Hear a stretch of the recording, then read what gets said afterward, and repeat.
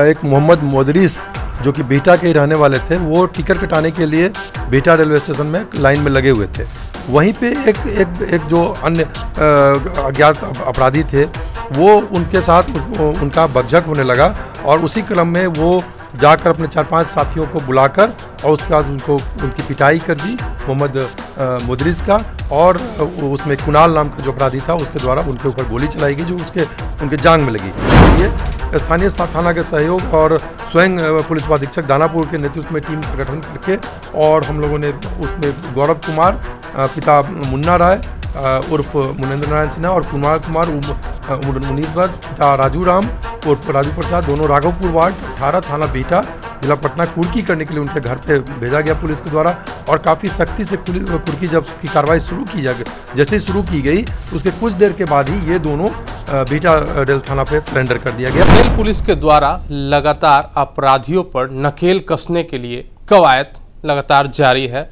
आपको बताते हैं कि 2022 में बिहटा रेलवे स्टेशन पर जब एक व्यक्ति टिकट काउंटर पर टिकट कटाने के लिए जाता है और आप वहीं पर लाइन में लगे एक व्यक्ति के साथ उसका बात विवाद होता है तो कमर से पिस्टल निकाल करके उसे वहीं पर ठोक देता है। हालांकि जब गोली वह व्यक्ति चलाता है तो अगले व्यक्ति की गोली जांघ में जाकर लगती है। यह मामला 2022 का था सर, और आपने कल इसकी कुर्की जब्ती कराने के लिए घर पे उसका भेजा गया था। क्या मामला है पूरा सर?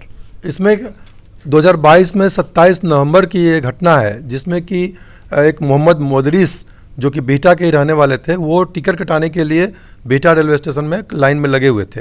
वहीं पे एक जो अन्य अज्ञात अपराधी थे वो उनके साथ उनका बकझक होने लगा और उसी क्रम में वो जाकर अपने 4-5 साथियों को बुलाकर और उसके बाद उनकी पिटाई कर दी मोहम्मद मोदरिस का, और उसमें कुणाल नाम का जो अपराधी था उसके द्वारा उनके ऊपर गोली चलाई गई जो उनके जांघ में लगी। तो यह एक बहुत ही सीरियस घटना था जिसमें 6 व्यक्ति शामिल थे और यह बिहटा दानापुर कांड संख्या 183/22 कांड था जिसमें कि 3 अभियुक्त जेल जा चुके थे और उसमें से गौरव कुमार और कुणाल कुमार जो कि बिहटा के रहने वाले थे वो काफ़ी दिनों से फिरार चल रहे थे। कहीं इनको यात्रा के लिए टिकट कटाने आए थे और तकरीबन 6 लोग अपने दोस्त ही थे जी, जिसमें कि देवराज नाम के जो एक अपराधी था उसको भी अपना टिकट कटाना था। देवराज अपने एक अन्य साथी के साथ वहाँ पे टिकट कटाने के लिए चेन्नई जाना था उसको, तो वो भी लाइन में लगा हुआ था लेकिन बाद में लगा था।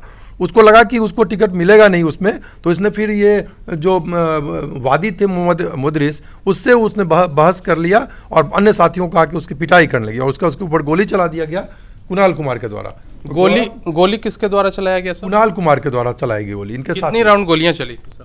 एक गोली चलाने की बात फैक्ट आ रहा है। कहाँ पे लगी थी गोली? जांघ में लगी थी गोली उनके। तो कल की घटना क्या हुई कि उन्होंने सरेंडर किया कि नहीं किया? हाँ, इसमें रेल पुलिस के द्वारा काफ़ी दिनों से इस पर छापामारी की जा रही थी और भाग रहे थे वो, तो उसमें कुर्की करने के लिए स्थानीय थाना के सहयोग और स्वयं पुलिस अधीक्षक दानापुर के नेतृत्व में टीम का गठन करके और हम लोगों ने उसमें गौरव कुमार पिता मुन्ना राय उर्फ मुनेंद्र नारायण सिन्हा और कुमार कुमार उम्र 19 वर्ष पिता राजू राम उर्फ राजू प्रसाद, दोनों राघवपुर वार्ड 18 थाना बिहटा जिला पटना कुर्की करने के लिए उनके घर पे भेजा गया पुलिस के द्वारा। और काफ़ी सख्ती से कुर्की जब की कार्रवाई जैसे ही शुरू की गई तो उसके कुछ देर के बाद ही ये दोनों बिहटा रेल थाना पे सरेंडर कर दिया गया कुर्की के भय से। और तो जो सामान कुर्की किया गया था उनको इन्हीं के परिवार को जिम्मेदार पर दिया गया और इससे रेल पुलिस पटना के द्वारा जो कार्रवाई त्वरित की गई तो इससे काफ़ी अच्छा रेल पुलिस के जितने भी हैं उनका मनोबल बढ़ा है और निश्चित रूप से अपराधियों के ऊपर एक बहुत ही उनका मनोबल टूटा है इससे कुर्की से।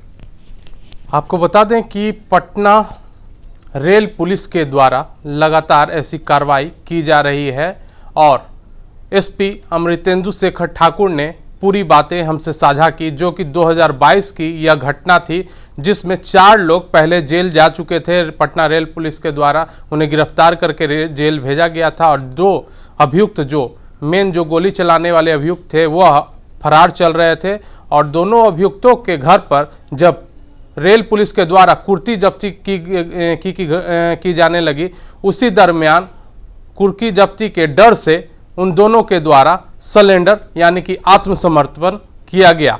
तमाम ऐसे ही छोटी बड़ी घटनाओं से अपडेट रहने के लिए आप देखते रहें NBC 24।